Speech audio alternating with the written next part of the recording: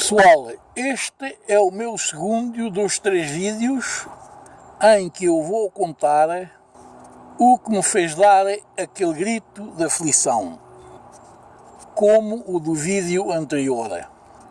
Quase todos nós demos esse grito quando estamos perdidos sem esperança alguma de salvação. Então eu vou contar.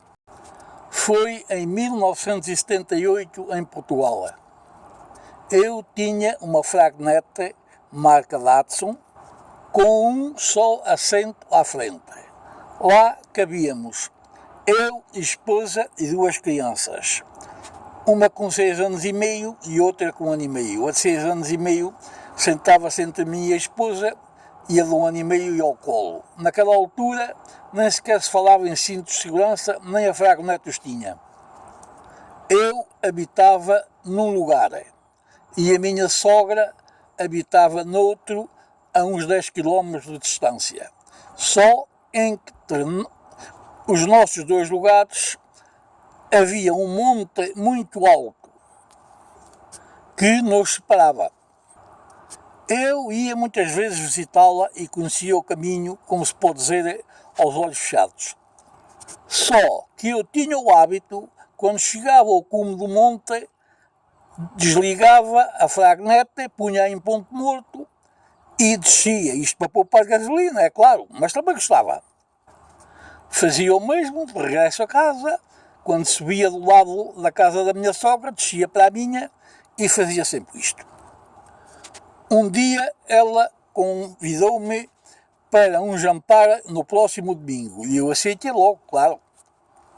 Estavam lá cunhados meus que tinham vindo do Canadá. Ia ser alegre. Na véspera desse jantar eu tive que ir arranjar qualquer coisa na fragnete. Então o mecânico fez uma pequena soldadura junto aos travões, ao pé da bomba dos travões. Só que o calor dessa soldadura afetou as juntas da bomba que eram de borracha. Naquele dia eu não notei nada. Mas no outro dia, quando preparei com a família de ir jantar à casa da minha sogra, íamos todos muito bem e quando cheguei ao cimo do monte eu fiz aquilo que costumava fazer. Desliguei a fragnete, pulei em ponto morto e aí vou. Agora eu vou-lhes contar as condições em que a estrada estava. Logo após o cume do monte havia uma descida e a uns 50, 80 metros havia uma curva muito grande para a direita.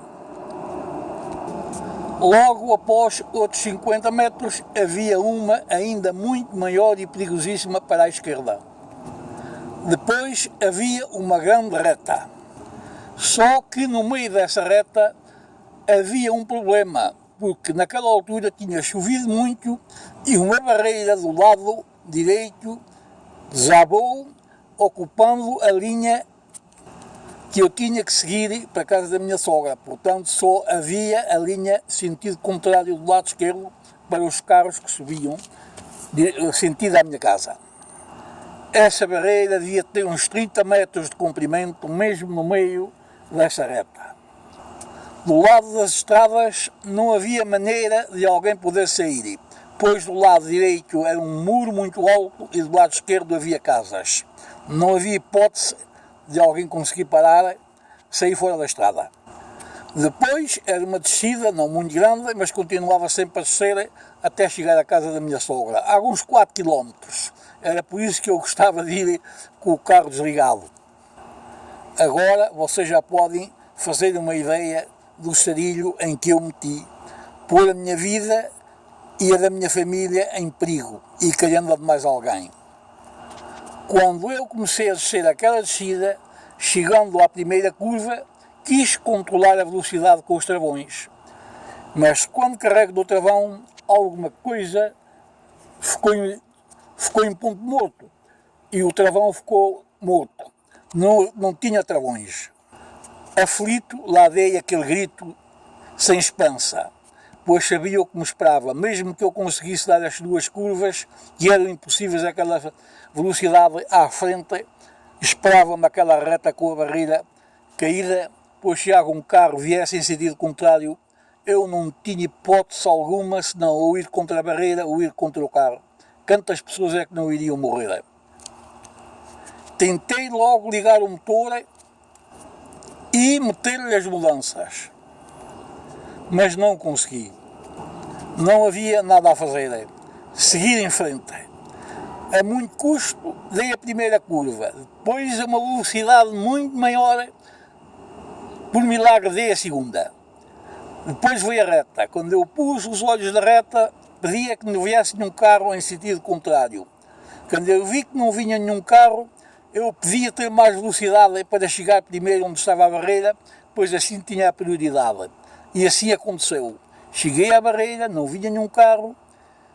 Quando acabei de passar, então usei um desabafo e disse: parece que estamos salvos, agora já posso controlar a fragneta, só se houver algum obstáculo na estrada daqui até a casa da tua mãe, disse para a minha mulher.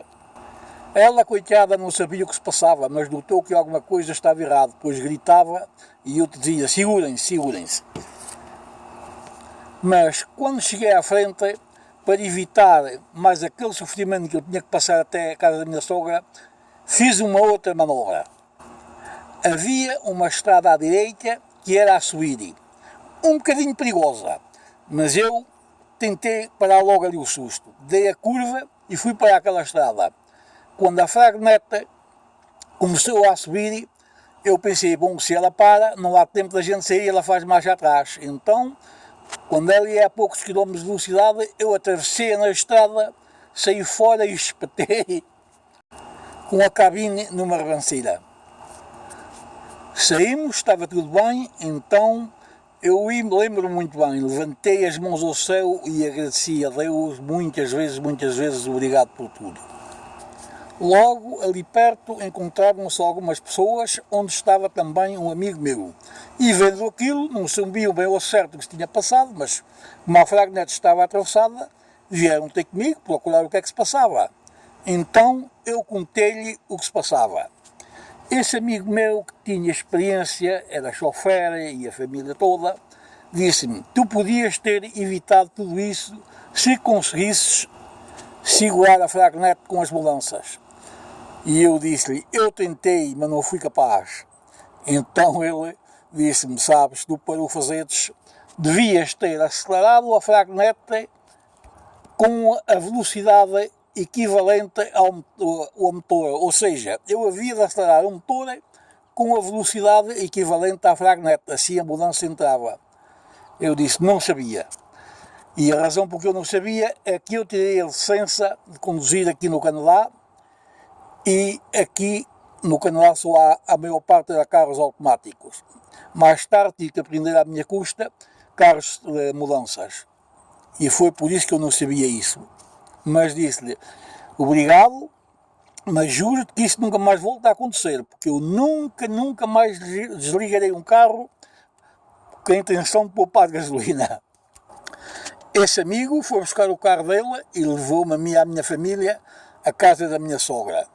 Quando lá chegámos, contámos o sucedido e ele disse: olha, você tem aqui a sua filha, os seus netos e o seu genro, só por milagre, só o milagre é que conseguiu isso. Eu não compreendo como é que eles ainda estão vivos. A minha esposa ainda tremia de susto e dizia que nunca ouviu ninguém implorando por ajuda a Deus como eu fazia, enquanto descia. Mas eu não me lembro muito disso, só me lembro do grito e de agradecer a Deus no fim. Depois disso, esse nosso amigo, a amizade aumentou muito mais entre nós os dois. E quando nos encontrávamos, íamos junto ao outro, cumprimentávamos com um grande abraço, que isso quase sempre acontecia em festas, cafés ou tabernas, e íamos logo selar a nossa amizade com os copos. E ele dizia-me, quando contava o sucedido a alguns colegas dele que também conduziam, todos eles diziam ser impossível. alguém dar aquelas curvas tão perigosas e grandes e com um carro em condições de como o meu estava, em ponto morto e sem travões. Só desejo que isso nunca aconteça, não importa a quem. Adeus e até ao próximo vídeo.